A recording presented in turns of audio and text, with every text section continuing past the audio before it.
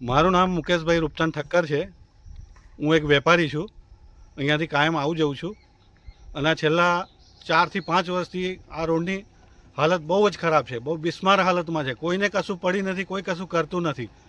ઘણી વખત પેપરમાં આપ્યું છે, ઘણી વખત આ રજૂઆતો કરી છે, પણ કોઈ કશું ધ્યાને લેતું નથી, કોઈ કશું કાર્યવાહી કરતું નથી।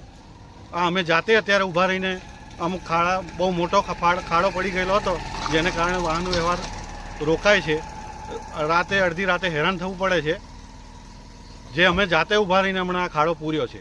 કોઈને કશી પડી નથી, કોઈ કશું કરતું નથી અને ઘણી રજૂઆતો કરી છે અને લોકો એની લગભગ 30 થી 35 ગામના લોકોની અવર જવર છે અહીંયાથી, જે પારાવાર મુશ્કેલીઓનો સામનો કરી રહ્યા છે। અત્યારે ચોમાસું છે, ખાડા વધતા જાય છે, પણ કોઈ કશું કરતું નથી। તો આ અંગે કંઈ ઘટતું કરવા અમારી સરકારશ્રીને અથવા લાગતા વળગતા અધિકારીઓને નમ્ર વિનંતી છે કે જેમ બને એમ જલ્દીથી આ રોડનું કંઈક કરવામાં આવે। પાનમ પાટિયાથી પાનમ ડેમ સુધીનો રોડ એકદમ બિસ્માર હાલતમાં છે, જેને સત્વરે રિપેર કરવાની જરૂરત છે।